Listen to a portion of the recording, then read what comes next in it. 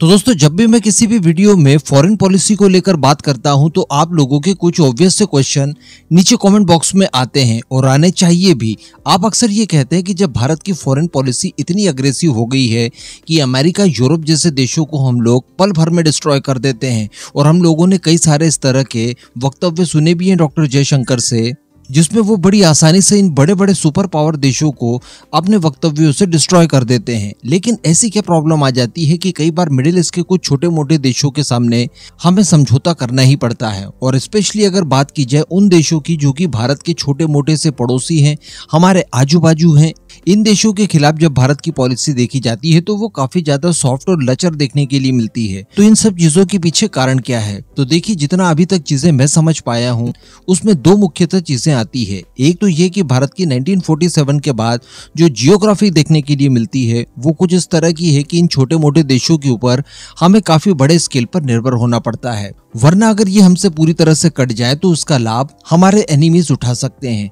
तो यहाँ पर हमें थोड़े से सेक्रीफाई करने पड़ते हैं। इसके अलावा जो दूसरा सबसे बड़ा कारण है वो है 2.5 फ्रंट वाला वॉर। अब ये जो पूरे 2 फ्रंट हैं, इन्हें तो हम लोग निपटाने में सक्षम हैं, लेकिन वो जो फ्रंट है जो कि 0.5 वाला है, उसे एलिमिनेट कर देना इतना ज्यादा आसान नहीं है। और पिछले 10 सालों में ये हमारे सामने सबसे बड़ी परेशानी का सबक बना है, जो कि हमारी फॉरेन पॉलिसी को भी बहुत ज्यादा इफेक्ट करता है। इसी के अंतर्गत एक और बहुत ही बड़ी समस्या हमारे सामने आकर खड़ी हो गई है, जो कि इस समय बांग्लादेश से जनरेट हुई है। चलिए आगे जानते हैं क्या खबर निकल कर आई है, किस तरह से चिकन नेक को लेकर आपने थंबनेल पर पढ़ा, 7 सिस्टर्स को लेकर क्या पढ़ा, और बांग्लादेश की बाढ़ को लेकर भारत से क्या कनेक्शन है। आगे सब कुछ डिटेल में जानेंगे। आप बस अपने खुद के इस चैनल को इसी तरह की खबरों के लिए सब्सक्राइब जरूर कर दीजिएगा। तो दोस्तों देखिए, आज से कुछ दिनों पहले मैंने आपको एक वीडियो बनाकर बताया था कि बांग्लादेश के अंदर इस समय कुछ ऐसे तत्व हैं जो कि भारत के खिलाफ वहां की आम जनता को भड़काना चाहते हैं। इसके लिए वो कर ये रहे हैं, शुरुआत उन्होंने यहाँ से की कि भारत के साथ जो भी फ्रेंडली स्मारक वगैरह वहां पर थे, जो स्मृति चिन्ह वगैरह थे जो कि 1971 से शुरू होते हैं, उन सभी को डिस्ट्रॉय करना शुरू कर दिया गया। इसके बाद भारत को बाइकआउट करने के लिए बड़े स्केल पर मुहिमें तेज कर दी है। एक्चुअली शेख हसीना के गवर्नमेंट होते हुए भी वहां पर काफी बड़े स्केल पर इस तरह के प्रोटेस्ट किए जा रहे थे, जिसमें इंडिया आउट, बाइकआउट इंडिया, इस तरह के नारे वगैरह लगाकर एक कैंपेनिंग चलाई जा रही थी।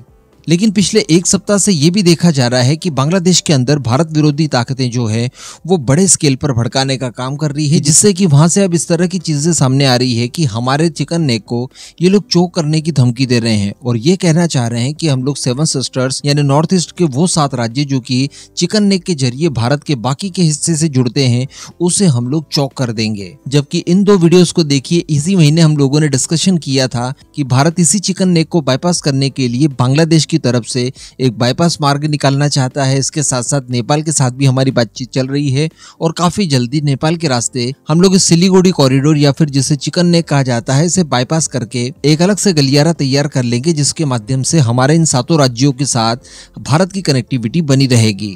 तो अब इसी को आधार बनाकर बांग्लादेश के अंदर एंटी इंडिया सेंटिमेंट्स को भड़काया जा रहा है। इसी के साथ साथ रिसेंटली बांग्लादेश में बाढ़ आई है। बताया जा रहा है कि त्रिपुरा और बांग्लादेश में बहुत तेज बारिश हुई है, और बांग्लादेश की स्पेशली बात की जाए तो वहां पर काफी बड़े स्केल पर बाढ़ भी आ गई है। अब इसको लेकर वो लोग इस तरह का आरोप लगा रहे हैं कि ये भारत की तरफ से अपने डैम के गेट्स वगैरह खोल देने की वजह से बांग्लादेश के अंदर बाढ़ लाई गई है।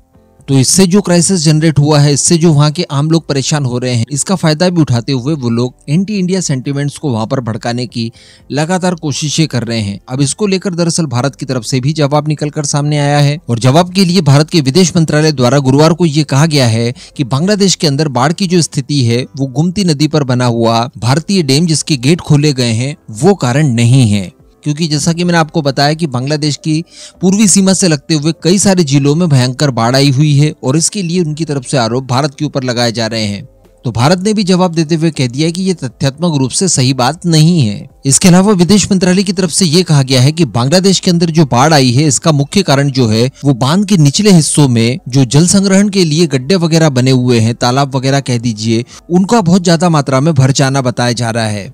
क्योंकि इसके अलावा भारत की तरफ से ये भी बताया गया है कि बांग्लादेश से भारत के डैम की जो दूरी है वो 120 किलोमीटर है और ऊंचाई वाले क्षेत्र में स्थित है। और इसके साथ साथ ये भी बताया गया है कि बांग्लादेश के ये जो बाढ़ग्रस्त इलाके हैं ये कम ऊंचाई वाले हिस्से हैं, जिस वजह से इन हिस्सों में बारिश का पानी जमा हो जाता है। इस साल चूंकि ज्यादा बारिश हुई है इन इलाकों में, इसी वजह से बांग्लादेश के अंदर इस समय बाढ़ जैसी स्थितियां आ चुकी है। इसके साथ साथ ये भी बताया जा रहा है कि भारत बांग्लादेश के बीच में कई सारे प्रोटोकॉल तय हैं, जिनके अनुसार जब डैम के गेट वगैरह खोले जाते हैं तो आपस में कम्युनिकेट किया जाता है और ईच अदर सारी कुछ भौगोलिक कंडीशन के डाटा वगैरह प्रोवाइड करवाए जाते हैं। उसके अनुसार ही सारे कुछ काम किए जाते हैं। और ये जो बाढ़ की समस्या है इस पूरे रीजन में, ये भारत और बांग्लादेश दोनों के लिए साझा रूप से है। तो इसलिए ये नहीं कहा जा सकता कि ये भारत के द्वारा अप्राकृतिक तौर पर बाढ़ की स्थितियां जनरेट करवा दी गई है। ये पूरी तरह से प्राकृतिक आपदा है। लेकिन एक बात तो यहाँ पर समझी जा सकती है कि बांग्लादेश में इस समय जो कुछ भी हो रहा है उन सब का फायदा भारत विरोध के लिए पूरा करने की इस समय कोशिशें की जा रही है। और जो चिकन नेक को लेकर हमारी चिंताएं थी वो एक्चुअली क्यों थी,